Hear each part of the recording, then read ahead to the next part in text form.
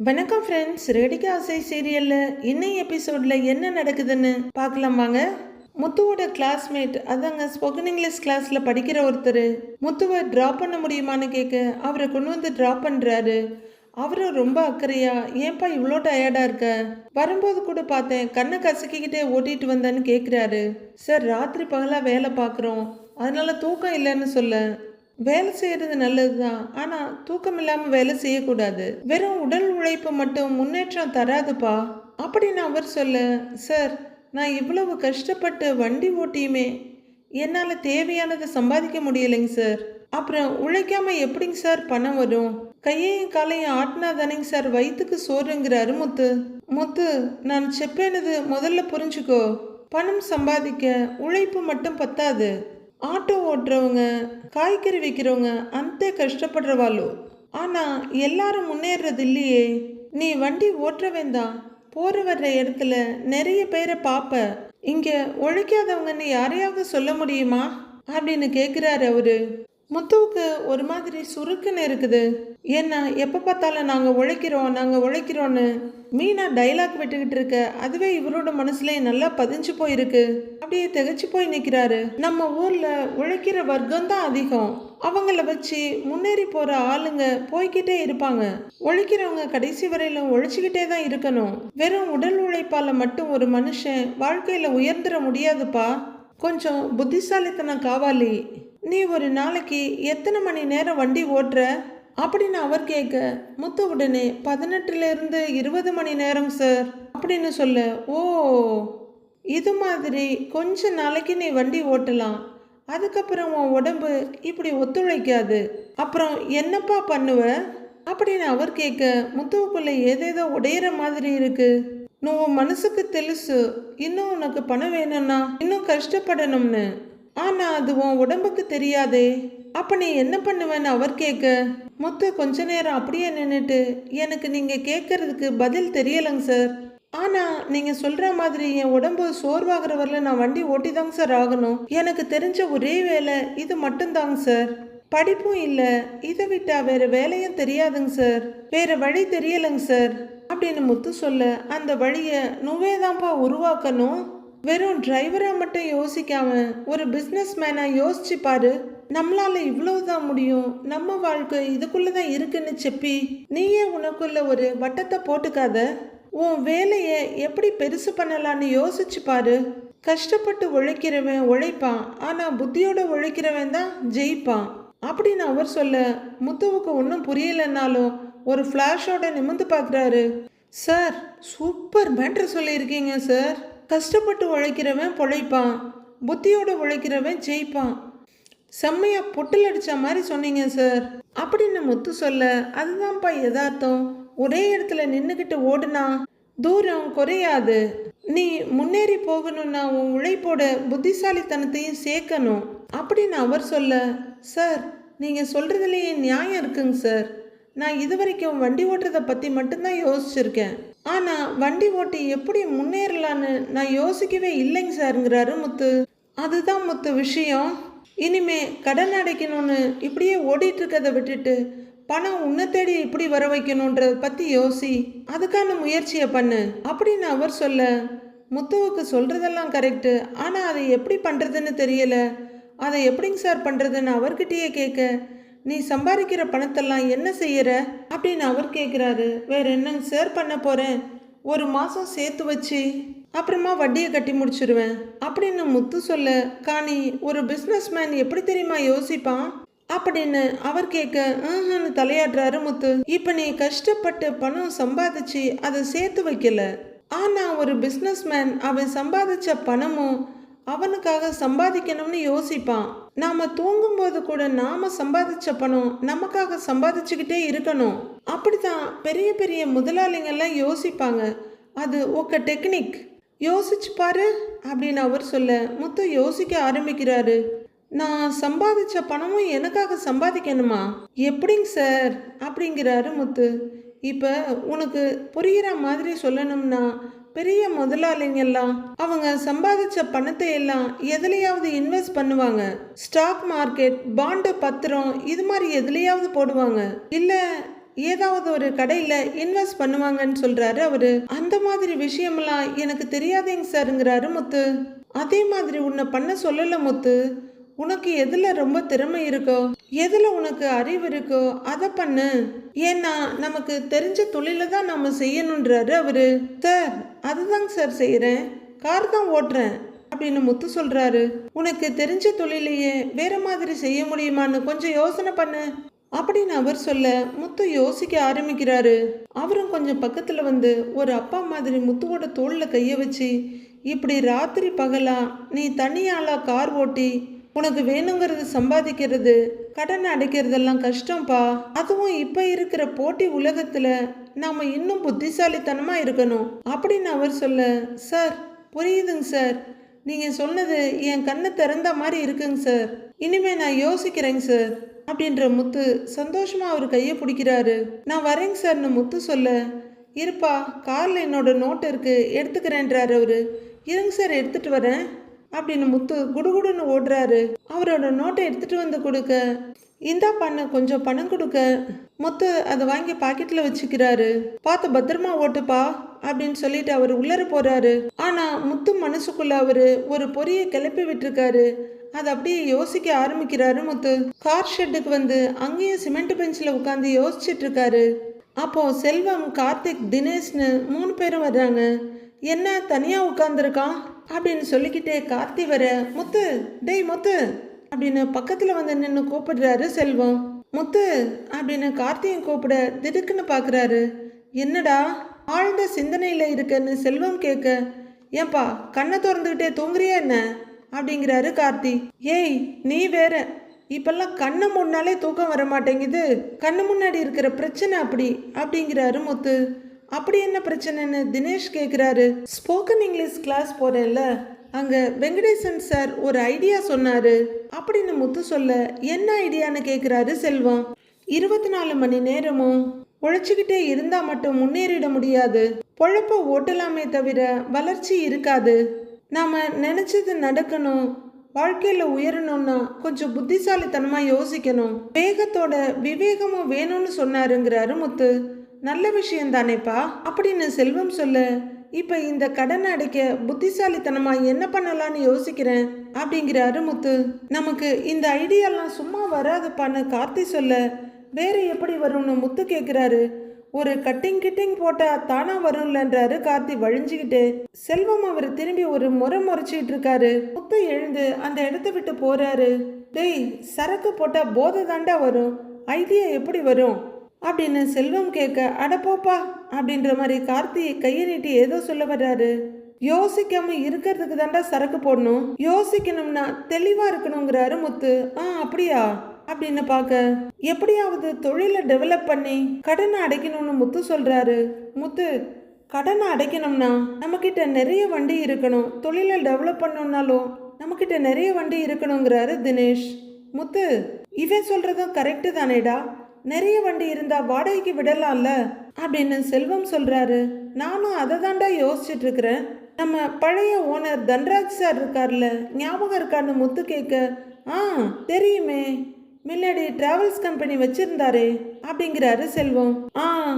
நான் முதல்ல அவர்கிட்ட தாண்டா வேலைக்கு சேர்ந்தேன், வண்டி துடைக்கிற வேலையில தான் ஆரம்பிச்சேன், அப்படியே கொஞ்சம் கொஞ்சமா வந்து கார் ஓட்ட ஆரம்பிச்சேன், இப்ப அவரை போய் பார்க்கலான்னு இருக்கேன்றாரு முத்து.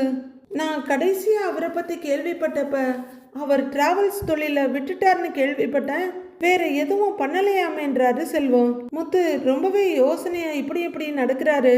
அவர் யோசனையோட சிமெண்ட் பெஞ்சில் கையை வச்சுட்டு நிற்க, 2 வருஷத்துக்கு முன்னாடி அவரை பார்த்தம்போது ஆள் முன்ன மாதிரி கிடையாது, இப்போ நீ அவரை போய் பார்க்கறதுனால உனக்கு என்ன பிரயோஜனம் இருக்குன்னு செல்வம் கேட்குறாரு. அப்படி நினைக்கக்கூடாது செல்வம், அவர் ரொம்ப அனுபவசாலி, கண்டிப்பா நமக்கு ஏதாவது வழி சொல்லுவாரு. இப்ப டிராவல்ஸ் வச்சிருக்க யார்கிட்டயாவது போனா வண்டியை வேணா ஓட்ட கொடுப்பான், இப்ப நம்மள நம்புற ஒரு ஆளை தான் போய் பார்க்கணுங்கிறாரு முத்து. அது சரிடா, ஆனா நான் பார்க்கும்போதே அவர்கிட்ட இருந்த வண்டி எல்லாம் ரொம்ப பழசா இருந்தது, மெயின்டைன் பண்ணாம அப்படியே போட்டு வச்சிருந்தாரு, அந்த வண்டியை வச்சு நாம என்னடா பண்ண முடியும்னு செல்வம் கேக்குறாரு. டேய் நான் முதல்ல போய் அவர்கிட்ட பேசுறேன், அதுக்கப்புறமா என்ன பண்றதுன்னு பார்க்கலாம் அப்படின்னு முத்து சொல்ல, நீ ஏதோ ஒரு முடிவோடு தான் இருக்க, சரி போய் பாரு, நல்லது நடந்தா சந்தோஷம் தானேங்கிறாரு செல்வம். சரி, நான் அவரை போய் பார்த்துட்டு வந்துடுறேன்னு கிளம்புறாரு முத்து. கார் எடுக்கிற முத்து நேரா ஒருத்தர் வீட்டில் வந்து நிறுத்துறாரு. வீடு சூப்பரா இருந்தாலும் அவங்க முன்னாடி கேட்டு காம்பவுண்டே கொஞ்சம் வித்தியாசமா இருக்கு. வீட்டுக்குள்ள ஒருத்தர் அப்படியே கண்ணை மூடிட்டு சோஃபால உட்கார்ந்துருக்காரு. முத்து வீட்டுக்குள்ள நுழைஞ்சு சார் அப்படின்னு கூப்பிட அவரை அப்படியே நிமிர்ந்து பார்த்துட்டு முகம் முழுக்க சந்தோஷமாயிடுது. முத்து, அட வாப்பா வா அப்படின்னு எழுந்து வர்றாரு. முத்துவும் சந்தோஷமா வணக்கம் சார்னு சொல்ல, உன்னை பார்த்து எவ்வளவு நாள் ஆகுது, வருஷக்கணக்கு ஆச்சுப்பா, நீ எப்படிப்பா இருக்கன்னு தோல்ல தட்டி கேட்குறாரு. நான் நல்லா இருக்கேங்க சார், நீங்கள் எப்படி இருக்கீங்க அப்படின்னு முத்து கேட்க, நானும் நல்லா இருக்கேன்ப்பா, உட்காரு அப்படின்னு அவர் சோஃபாவில் உட்கார, பரவாயில்லைங்க சார், இருக்கட்டும் சாருங்கிறாரு முத்து. அட உட்காருப்பா, நான் உன் முதலாளி இல்லை, உட்காரு உட்காரு அப்படின்னு அவர் சொல்ல முத்து மெதுவா உட்கார்றாரு. ஆள் மெல்லிசா இருப்ப, இப்ப உடம்பு போட்டுட்ட, முகமெல்லாம் பளபளன்னு இருக்கு, கல்யாணம் ஆயிடுச்சா அப்படின்னு அவர் கேட்க, ஆமாங்க சார், 2 வருஷம் ஆயிடுச்சுங்க சாருங்கிறாரு முத்து. சந்தோஷம்ப்பா, நல்லா இருக்கல்ல அப்படின்னு அவர் கேட்க, உங்க புண்ணியத்துல நல்லா இருக்கேங்க சாருங்கிறாரு முத்து. ரொம்ப நாள் கழிச்சு வந்திருக்கிற, இத்தனை நாள் வரவே இல்லையே, பழைய முதலாளின்னு என்னை ஒதுக்கி வச்சிட்டியான்னு அவர் கேட்குறாரு. ஐயோ சார் சார் அப்படிலாம் இல்லைங்க சார், வேலை வேலைன்னு அப்படியே ஓடிக்கிட்டே இருந்துட்டேன். ஆனால் உங்களை நான் எப்போவுமே மறக்க மாட்டேங்க சார். உங்கள் ஷெட்டில் நான் சாதாரண கிளீனராக சேர்ந்ததுக்கு அப்புறம் தாங்க சார் காரே ஓட்ட கற்றுக்கிட்டேன். நீங்கள் எனக்கு பண்ணின நல்லதுனால தான் இப்போ எனக்கு 3 வண்டி இருக்குங்க சார். அதில் 1 நான் ஓட்டுறேன், 2 வாடகைக்கு விட்டுருக்கேங்க சாருங்கிறாரு முத்து. ரொம்ப நல்லதுப்பா, நீ நல்லா இருப்ப முத்து. சின்ன வயசுல இருந்து நான் உன்னை பார்த்துக்கிட்டு இருக்கேன். உன்கிட்ட உழைக்கணுங்கிற ஆர்வம் இருக்கு, அதனால தான் நீ இந்த அளவுக்கு வந்திருக்கிற. என்கிட்ட அத்தனை வண்டி ஓடிச்சு, எல்லாத்தையும் நீ தானே பார்த்துக்குவ. இப்ப உன்னை இப்படி பார்க்கும்போது எனக்கு ரொம்ப சந்தோஷமா இருக்குன்றாரு அவரு. முத்துவும் தயங்காம ரொம்ப நன்றிங்க சார்னு கையெடுத்து கும்பிடுறாரு. எல்லாம் உங்க ஆசீர்வாதம் தாங்க சார், நானும் நிக்காம உழைக்கிறேங்க சார். ஆனா என்ன, உழைப்புக்கு ஏத்த பலன் தான் கிடைக்க மாட்டேங்குது, டியூ கட்டுறதுக்கே எல்லாம் சரியா போயிடுதுங்கிறாரு முத்து. வாஸ்தவம் தான், என்னதான் உழைச்சாலும் உன் கையில லாபம் நிக்கிறது கஷ்டம்தான் அப்படின்னு அவர் சொல்ல, சார் எனக்கு தெரிஞ்ச பெரியவர் ஒருத்தர் ஒன்று சொன்னாருங்க சார், வெறும் உழைப்பு மட்டும் பத்தாது, வேகத்தோட விவேகமும் இருக்கணும், புத்தியோட செயல்படணும்னு சொன்னாருங்க சார். எனக்கு தெரிஞ்சு புத்தியோட வேகமா முன்னேறின ஆளுங்களை உங்களை தவிர வேற யாரையும் தெரியாதுங்க சாருங்கிறாரு முத்து. அதெல்லாம் ஒரு காலம், இப்ப ஃபுல்லா வீட்டில் தான் இருக்கேன்றாரு அவரு. இருந்தாலும் நீங்க அத்தனை கார் வச்சு பெருசா டிராவல்ஸ் நடத்தினவரு, எனக்கு ஒரு தேவை வந்திருக்குது, அதனால தான் உங்ககிட்ட ஒரு யோசனை கேட்கலான்னு வந்தேன்னு முத்து சொல்றாரு. எனக்கும் வயசாயிடுச்சு முத்து, இப்ப இருக்கிற போட்டிக்கு நடுவுல என்னால சமாளிக்கவே முடியல. என் பசங்க வேற வீட்லயே உட்காருங்கன்னு சொல்லிட்டாங்க. ஆனா ஒண்ணு, பிசினஸ் யுக்தின்றது எப்பவும் ஒண்ணுதாங்கிறாரு அவரு. முத்து தலையாட்டி கேட்டுக்கிறாரு. சரி, நீ மனசுல என்ன ஐடியா வச்சிருக்க சொல்லுன்னு அவர் கேட்க, சார் நம்ம கிட்ட பெரிய முதலீடெல்லாம் இல்லை, ஆனா உழைக்கிறதுக்கு நான் தயாரா இருக்கேன். உங்களை மாதிரி பெரிய பிசினஸ் நடத்தணும்னு எனக்கு ஆசை இல்லைங்க சார். ஆனா இப்ப என் குடும்பம் கொஞ்சம் கஷ்டத்துல இருக்கு, அதுல இருந்து மீண்டு வரணும்னா ஒரு 4 வண்டியை வச்சு டிராவல்ஸ் நடத்தணும்னு ஆசைப்படுறேன். அதுதான் உங்ககிட்ட ஒரு யோசனை கேட்கலான்னு வந்தேங்கிறாரு முத்து. நீ இந்த காலத்து பையன்பா, உனக்கு தெரியாதா அப்படின்னு அவர் கேட்க, சார் எனக்கு எதுவுமே பிடிப்படலைங்க சார், அதான் உங்களை தேடி வந்தேன். நீங்க தான் எனக்கு வேலை சொல்லி கொடுத்த குரு, உங்க அனுபவத்தை நீங்க எனக்கு சொல்லி கொடுத்தீங்கன்னா அது கரெக்டா தாங்க சார் இருக்குன்றாரு முத்து. இதை கேட்ட அந்த பெரியவர் கொஞ்சம் யோசிக்கிறாரு. கொஞ்ச நேரம் யோசிக்கிறவரு, சரி என் கூட வா அப்படிங்கிறவரு முத்துவை அவரோட கார் ஷெட்டுக்கு கூட்டிட்டு வர்றாரு. அங்க காரு வண்டிங்கெல்லாம் புழுதி படிஞ்சு போய் அங்கங்க பேட்ச் பேட்சா பெயிண்ட் போய் நின்றுட்டு இருக்கு. முத்து ஷெட்டை மூடியே வச்சிருக்க கூடாதுன்னு தான் ஒருத்தன் வாடகைக்கு கேட்டான்னு கொடுத்துருக்கேன். நடுவில் விற்கலான்னு பார்த்தேன், யாரும் வாங்க வரல. மற்றவங்களை பொறுத்த வரைக்கும் இது கார் இல்லை, வெறும் இரும்பு சாமான், இதெல்லாம் நமக்கு சோறு போட்டதாச்சேன்னு ஸ்கிராப்புக்கு போடாம அப்படியே வச்சிருக்கேன், விற்க மனசு வரல அப்படின்னு அவர் சொல்ல, முத்து சின்ன சிரிப்போட, சார் நீங்கள் சுறுசுறுப்பாக இருந்த காலத்தில் ஓடாத வண்டிங்களெல்லாம் கூட ஓட வச்சிருக்கீங்க சார். இப்போ நீங்கள் அமைதியாயிட்டீங்க, காரும் அமைதியாக இருக்குன்றாரு முத்து. இந்த கார்லாம் இப்படியே நின்றக்கூடாதுங்க சார், இதெல்லாம் நான் ஓட வைக்கிறேன்றாரு முத்து. என்னப்பா முத்து சொல்கிற? 5 வருஷமா ஆணி அடிச்ச மாதிரி இங்கேயே இருக்குது. என்ஜின்லாம் என்ன கண்டிஷன்ல இருக்குன்னு தெரியலப்பா. இதெல்லாம் ஓட வைக்கிறது ரொம்ப கஷ்டம்ன்றாரு அவரு. சார், நான் இந்த காரெல்லாம் ஓட வைக்கிறேங்க சார்ங்கிறாரு முத்து சீரியஸா. முத்து, நீ கார் வச்சு ஓட்டிக்கிட்டு இருக்க டிரைவர் தான், மெக்கானிக் இல்ல. எப்படி இந்த காரெல்லாம் ஓட வைப்பேன்னு கேட்குறாரு அவரு. இதை ரெடி பண்ண போனா செலவு தான்ப்பா அதிகமாகும், இதுல உனக்கு எதுவுமே லாபம் வராதுன்றாரு அவரு. சார், நான் மெக்கானிக் இல்லதாங்க சார், ஆனா பல வருஷமா கார் ஓட்டிக்கிட்டு இருக்கிறேன். காரை பத்தி அக்கு வேற ஆணி வேற எல்லாமே எனக்கு தெரியும் சார். உங்க டிராவல்ஸ்ல வேலை செய்யும் போதே மெக்கானிக் கிட்ட ஹெல்ப்பரா நான் வேலை செஞ்சிருக்கேங்க சார். நான் வெறும் டிரைவர் மட்டும் இல்லைங்க சார், ஒரு வண்டியோட மூச்சு காத்து எதுல இருக்குன்னு எனக்கு தெரியும் சார்ங்கிறாரு முத்து. முத்து, நீ திறமசாலி தான், அதுல எனக்கு எந்த சந்தேகமும் இல்ல. ஆனா இந்த வண்டிங்களை வச்சுக்கிட்டு நீ என்ன பண்ணுவேன்னு அவரு கேக்குறாரு. சார், இந்த 5 வண்டிங்களையும் நீங்க எங்கிட்ட கொடுத்தீங்கன்னா இதெல்லாம் சரி பண்ணி நான் ஓடுற மாதிரி பண்றேங்க சார். அதை ஆளை வச்சு ஓட்ட வைக்கிறேங்க சார். வர்ற வருமானத்துல உங்களுக்கான பங்கையும் நான் கொடுத்துடுறேங்க சார். எனக்கு இந்த ஒரு உதவியை மட்டும் பண்ணுங்க சார்னு கையெடுத்து கும்பிடுறாரு முத்து. உன்னால முடியும்னு நம்புறியான்னு அவர் கேட்க, நிச்சயமா முடியும் சார், அதுல எனக்கு சந்தேகமே இல்லைன்றாரு முத்து. முத்து இவ்வளவு உறுதியா சொல்றதை கேட்டு கொஞ்ச நேரம் யோசிக்கிறவரு, சரி முத்து, நீ இவ்வளவு நம்பிக்கையா சொல்லும் போது நான் ஏன் தடுக்கணும்? இந்த வண்டியெல்லாம் உன் கைக்கு வந்து சேரணும்னு இருக்கு போல, அதுதான் இன்னும் என்கிட்ட இருக்குது. எனக்கு உன் மேல நம்பிக்கை இருக்குதுப்பா, நீ தாராளமா எடுத்துக்கோ, ஆல் த பெஸ்ட் அப்படிங்கிற ஒரு ஷெட்டுக்கு உள்ளர போறாரு. நைட் ஆகுது. மாடியில தூங்குறதுக்காக பாய விரிச்சு தலைவணியெல்லாம் வச்சிருக்க முத்து அதுல உட்காந்துக்கிட்டு சோழியை கீழே போட்டு போட்டு அல்ற மாதிரி கையில இருக்க சாவிங்களை எடுத்து எடுத்து போட்டுக்கிட்டு இருக்காரு, எடுக்கிறாரு. எதிரில் வந்து உட்கார்ந்துருக்க மீனா, என்னங்க பூட்டு சாவி வியாபாரம் பண்ண போறீங்களா? இவ்வளவு சாவி வச்சிருக்கீங்கன்னு கேக்குறாங்க. கிண்டல் பண்ற பாத்தியா?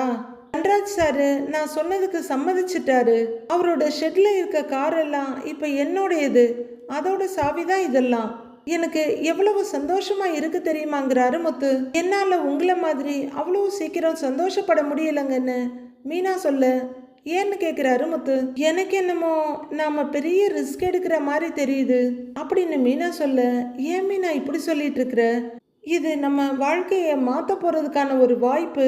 காருங்களை மட்டும் வேலை செஞ்சு நல்லா ஓட்டினா நம்ம டிராவல்ஸ் ஆரம்பிச்சிடலாம். சீக்கிரமா நம்ம பிரச்சனை எல்லாம் தீர்ந்துடும். அதனால தான் சொல்றேன், இது நல்ல ஒரு வாய்ப்பு அப்படிங்கிறாரு முத்து. நல்ல வாய்ப்பு தான், நான் இல்லைன்னுலாம் சொல்லலை. ஆனா இப்ப நாம இருக்கிற நிலைமையில நமக்கு இருக்க பிரச்சனையே நிறைய இருக்கு. இதுல தேவையில்லாத புது பாரத்தை நீங்க ஏன் தலையில ஏத்திக்கிறீங்கன்னு மீனா கேக்குறாங்க. அப்படி சொல்லாத மீனா, இந்த வண்டிகள் எல்லாம் சரி செஞ்சுட்டா மட்டும் போதும், நாம அதை வச்சு நல்லா சம்பாதிக்கலாங்கிறாரு முத்து. அந்த வண்டிங்கெல்லாம் 5 வருஷமா ஒரே இடத்துல நிக்குதுன்னு நீங்க தான் சொன்னீங்க. அத முதல்ல நீங்க சொல்ற மாதிரி ரெடி பண்ணணும், அதுக்கப்புறம் அது ஓடணும், அதுக்கப்புறம் தான் நமக்கு அதுல இருந்து வருமானம் வர தொடங்கும். இதெல்லாம் நடக்கிறதுக்குள்ள நாம என்ன ஆகுறதுன்றாங்க மீனா. உனக்கு உன் புருஷன் மேல நம்பிக்கை இருக்கா இல்லையான்னு முத்து கேட்க, எனக்கு உங்க மேல நம்பிக்கை இருக்குதுங்க, ஆனா அந்த பழைய வண்டிங்க மேலதான் நம்பிக்கை இல்லை. நீங்க எப்படிங்க அதெல்லாம் சரி பண்ணுவீங்க? ஒருவேளை அதெல்லாம் சரியாகலன்னா இதெல்லாம் பெரிய ரிஸ்க் தானேன்றாங்க மீனா. மீனா, நீ ஏன் இப்படி நெகட்டிவா பேசிக்கிட்டு இருக்கிற? ஒரு டிரைவரால முடியும், கார் ஓடும் போதே அதுல என்ன பிரச்சனைன்னு எனக்கு தெரியும். நீ கவலைப்படாத, எப்படியாவது ராத்திரி பகலா வேலை செஞ்சு அதெல்லாம் சரி பண்ணி அந்த வண்டிங்களை சீக்கிரமா ரோட்ல ஓட வைப்பேன் அப்படின்னு முத்து சொல்றாரு. மீனாவும் லைட்டா சிரிச்சிட்டு, கஷ்டப்பட நீங்க தயாரா இருக்கீங்க, ஆனா அதுக்கேத்த பலன் கிடைக்குமா இல்லையான்றதான் என்னோட கவலையங்கன்றாங்க மீனா.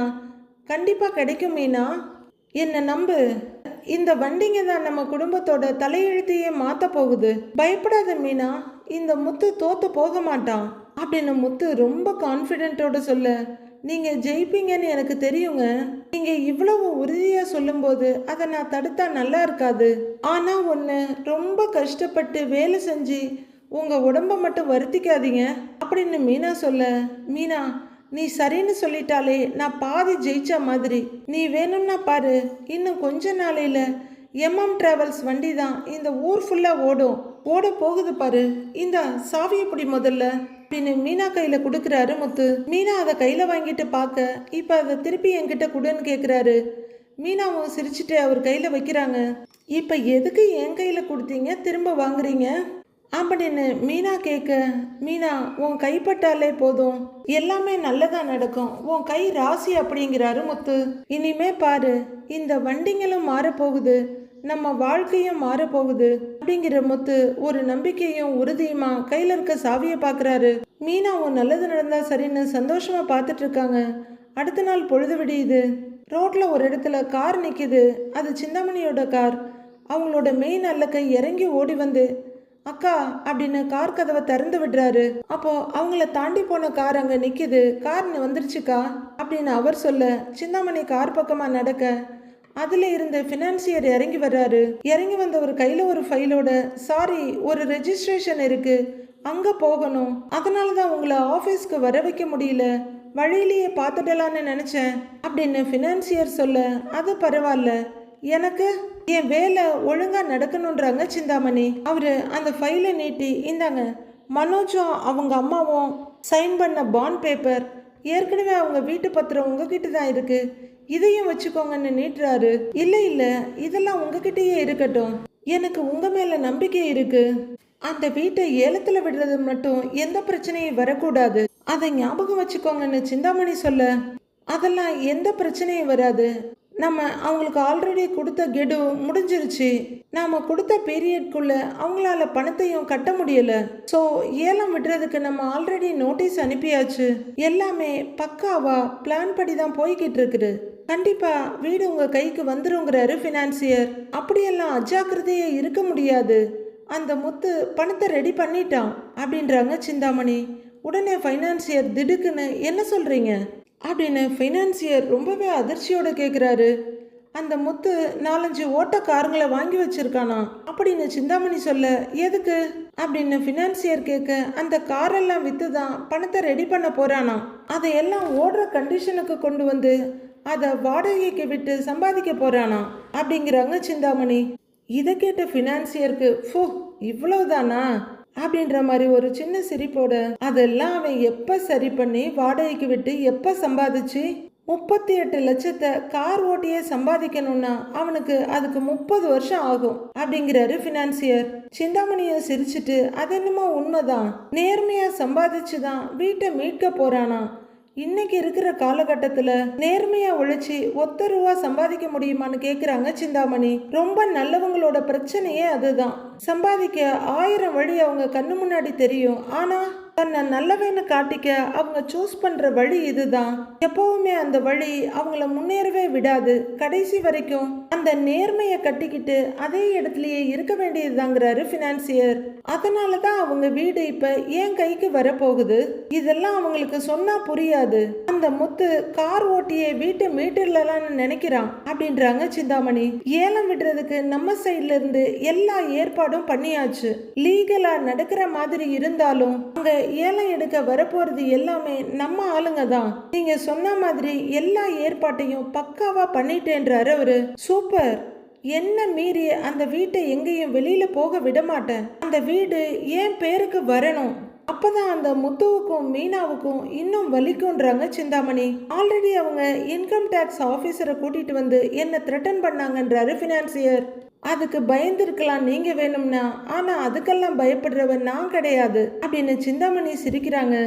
ஒருவேளை முத்து பணத்தை ரெடி பண்ணிட்டான்னு ஃபினான்சியர் கேட்க, சிந்தாமணி கலகலன்னு சிரிக்கிறாங்க. எப்படி எப்படி சம்பாதிப்பாங்க, எப்படி பணத்தை கொண்டு வருவாங்க, இவன் கார் ஓட்டியா, அவன் பொண்டாட்டி பூக்கட்டி வித்து சம்பாதிச்சா, அவங்க என்னதான் மாடா உழைச்சாலும் அவங்களால 38 லட்சத்தை ரெடி பண்ணவே முடியாது, அந்த வீடு ஏலத்துக்கு வரும், என் கைக்கும் வரும், இது கண்டிப்பா நடக்கும்ன்றாங்க சிந்தாமணி. வெல்டன் மேம் அப்படின்னு ஃபினான்சியர் சொல்ல, நீங்க ஏலம் எடுக்க வர்ற ஆளுங்களை மட்டும் பார்த்துக்கங்க, புது ஆளுங்க யாரும் உள்ளர வந்துடக்கூடாதுன்னு சிந்தாமணி சொல்ல, அந்த கவலை உங்களுக்கு வேண்டாம், எல்லாருமே நான் செட் பண்ண ஆளுங்க மட்டும்தான் வருவாங்க, நம்மள மீறி அங்க எதுவுமே நடக்காது, கண்ணுக்கு எட்டுன தூரம் வரைக்கும் நம்மளுக்கு போட்டிக்கு வேற எந்த ஆளுங்களுமே இருக்க மாட்டாங்க, குறைஞ்ச விலையில நீங்க நினைச்ச மாதிரி அந்த வீட்டை வாங்கிடலான்றாரு ஃபினான்சியர். அது ஒண்ணு மட்டும் நடந்துட்டா போதும், ரோடா பூவிக்கிற அந்த மீனா சங்க தேர்தலில் என்ன தோக்கடிச்சிட்டா, நான் அவ பதவிய அந்த வீட்டுக்கு விலையா கேட்டு பார்த்துட்டேன். அப்ப கூட அவ அதுல இருந்து பின்வாங்கல. என்னை ஒவ்வொரு நாளும் அவமானப்படுத்திக்கிட்டே இருக்கிறா. அந்த வீடு என் கைக்கு வர்றதை பார்த்துட்டு அந்த மீனாவோட சேர்ந்து அந்த குடும்பமும் கதறணும். அது மட்டும் நடந்தா போதுன்றாங்க சிந்தாமணி.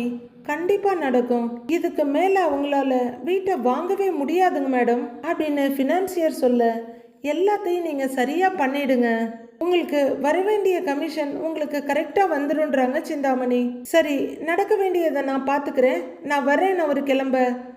போயிட்டு வாங்கன்றாங்க சிந்தாமணி. ஃபைனான்சியர் பண்ணியிருக்க ஏற்பாடெல்லாம் கேட்டு சிந்தாமணிக்கு ரொம்பவே திருப்தியா இருக்கு. முகம் நிறைய புன்னகையோட கார்ல வந்து ஏறுறாங்க. ஆளுக்கு ஒரு கணக்கு போட்டுட்டு இருக்க காலம் கண்டிப்பா வேற ஒரு கணக்கு போடும்.